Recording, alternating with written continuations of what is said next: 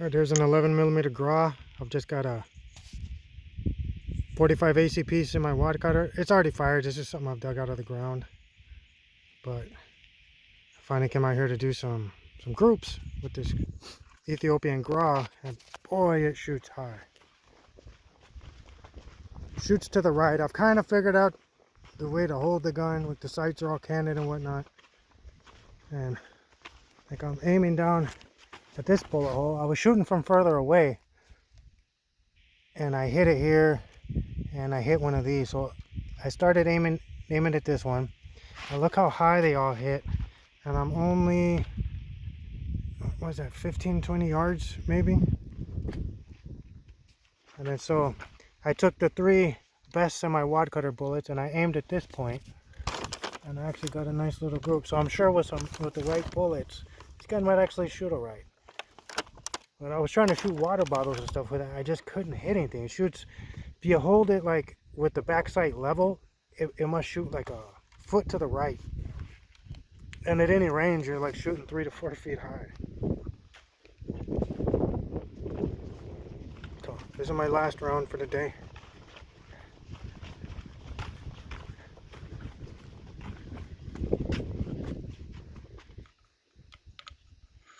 I'll get some better ammo or some better bullets and some heavier grain. These are 180s.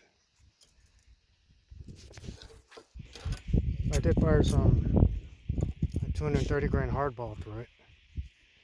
Seemed alright. I'm just using unique powder right now, just light low, doesn't even kick. I have fired some Pirate X, but I've only gone up to 30 grains. So let's see if we can see how canted that backside is.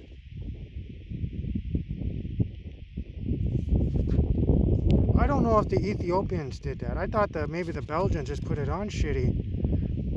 But you could kind of see that line right there where maybe somebody's pushed the side over to the left. And then the front side, I can't really tell, but that's been pushed over to the right. In my mind, that would make the gun shoot more to the left. So maybe this gun's got a bent barrel.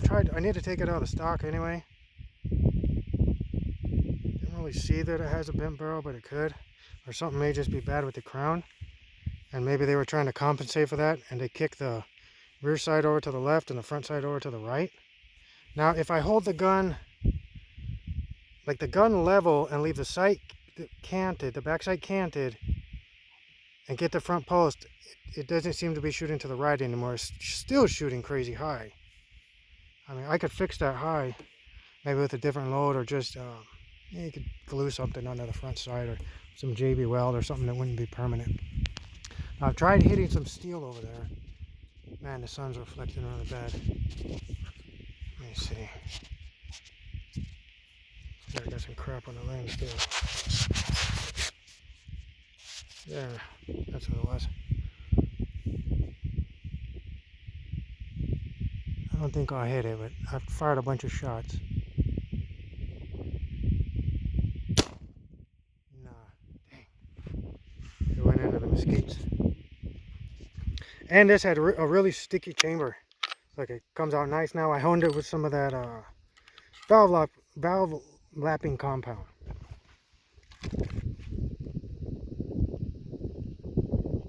It's made out of 5110. I got this from a place called Ammunition Artifacts.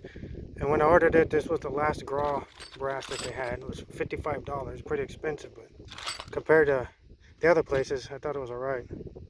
It was just for 20. And the free bore in between where the shell would stop and where the rifling starts is pretty big. It must be like that much. I think I read it's 27 millimeters. It's long, and that's the worst part of this gun. That part is rusted and then pitted. That kind of pitting where rust kind of bubbles up on it and stuff. And I honed it out a lot. The brass was sticking real bad. It looks a lot better. But I read that is supposed to be 0.439. Supposed to have a constriction of 0.439. It doesn't. The tightest part of this gun, well, I guess it's good, it's the bore. I've slugged it. and it's .453 and .455. Depending which way you measure it. It's a 4-groove barrel. And yeah, there's no constriction down here at the end. I think it just got rusted out. And now that I honed it, the brass isn't sticking anymore. The other bad thing about it is this bolt is too short. It's supposed to stop the bolt that stops the bolt from coming out. It's too short, and what it does is it rides up on the bolt. You can see right there. It's kind of smeared bright color. Instead of riding in this groove right here, it gets wedged up, and when you bring the bolt back, you know, sharply, like there, it kind of stuck. It'll stick right there. I'm not sure what to do with that. And I guess I could add a dab of weld or something. I might not do anything about it. I kind of want to do the least I can to modify this gun and all. So other than that, well, you know, at least it shoots. Even with just dug out bullets, it seems to shoot all right. I'll get some more proper bullets. I think I'm just gonna get like 45 Colt bullets or something for it. Something like that's 4.54.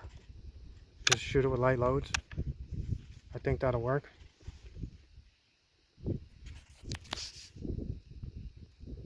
Because the size of the bullet, there's only so big of a bullet. I'm putting these 45 ACP bullets in, and it doesn't seem like I could get much more. I'm not sure I'd even get to 4.54 in the case mouth and then into the chamber. That would be at the limit. I'm thinking maybe with the lead ones, if I get 4.54, maybe they could squeeze down a little bit. You know, I guess it's just gonna be trial and error. See if it works. With all these light loads, I haven't had any lead in or anything. The bore is a lot cleaner, a lot shinier than it was before. Especially using the black powder, and I was using grits to fill up the cases, so that was scrubbing the bore out. And most of it's actually pretty shiny. That does have some pitting in a few places in the middle of it. And like I said, that free bore is really messed up. Other than that, pretty good. Let's see if I can.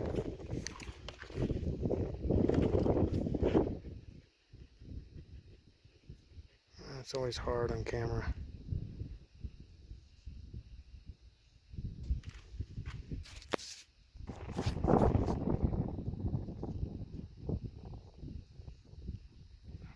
I don't know if that's showing up. I'm out here in the sun. It's kind of hard to see.